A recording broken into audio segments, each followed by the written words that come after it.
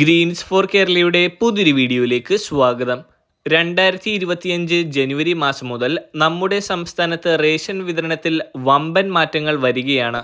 അതോടൊപ്പം ജനുവരി മാസത്തിലെ റേഷൻ വിഹിതവും പ്രഖ്യാപിച്ചിരിക്കുകയാണ് സർക്കാർ.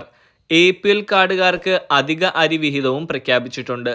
നമ്മുടെ സംസ്ഥാനത്ത് റേഷൻ കാർഡ് ഉള്ളവരെല്ലാം അറിഞ്ഞിരിക്കേണ്ട വളരെ പ്രധാനപ്പെട്ട ഇൻഫർമേഷൻസുകളാണ് ഇന്ന് നിങ്ങളുമായി ഷെയർ ചെയ്യുന്നത്. ചാനൽ ആദ്യമായി കാണുന്നവർ സബ്സ്ക്രൈബ് ചെയ്യുവാനും വീഡിയോ ഇഷ്ടമായാൽ ലൈക്ക് ചെയ്യുവാനും മറക്കാതിരിക്കുക. ആദ്യത്തെ അറിയിപ്പ്, സംസ്ഥാനത്തെ റേഷൻ വിതരണം ജനുവരി 2 വ്യാഴാഴ്ച ആരംഭിക്കുമെന്നായിരുന്നു സിവിൽ സപ്ലൈസ് ഡിപ്പാർട്ട്മെന്റ് അറിയിച്ചിരുന്നത്. എന്നാൽ അതിൽ ഡിപ്പാർട്ട്മെന്റ് തിരുത്തൽ വരുത്തിയിരിക്കുകയാണ്. റേഷൻ വിതരണവുമായി ബന്ധപ്പെട്ട് വൈകുന്നേരം 5:30 ശേഷം ചില സാങ്കേതിക തടസ്സങ്ങൾ ഉണ്ടായ സാഹചര്യത്തിൽ നേരത്തെ തീരുമാനിച്ചിരുന്നതിൽ നിന്നും വ്യത്യസ്തമായി 2024 ഡിസംബർ മാസത്തെ റേഷൻ വിതരണം ജനുവരി 2 വരെ നീട്ടിയിരിക്കുകയാണ്. ജനുവരി 3 വെള്ളിയാഴ്ച റേഷൻ കടകൾക്ക് അവധിയായിരിക്കും. അതോടൊപ്പം 2025 ജനുവരി മാസത്തെ റേഷൻ വിതരണം ജനുവരി 4 ശനിയാഴ്ച മുതൽ ആരംഭിക്കുമെന്നാണ് അറിയിച്ചിരിക്കുന്നത്. അതിനാൽ ജനുവരി മാസത്തെ റേഷൻ വിഹിതം വാങ്ങാൻ ശനിയാഴ്ച മുതൽ റേഷൻ കടകളിലേക്ക് പോയാൽ മതി എന്ന കാര്യവും മനസ്സിലാക്കുക. ജനുവരി മാസത്തെ ഓരോ റേഷൻ കാർഡുകാർക്കുമുള്ള റേഷൻ വിഹിതവും പ്രഖ്യാപിച്ചിട്ടുണ്ട്.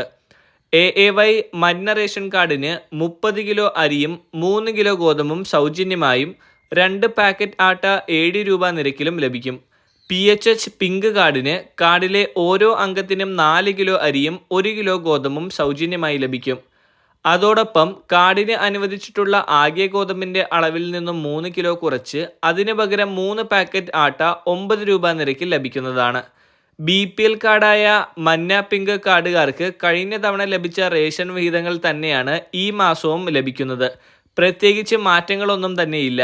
APL കാർഡായ NPS നീല റേഷൻ കാർഡിന് കാർഡിലെ ഓരോ അംഗത്തിനും 2 കിലോ അരി വീതം കിലോയ്ക്ക് 4 രൂപ നിരക്കിൽ ലഭിക്കും.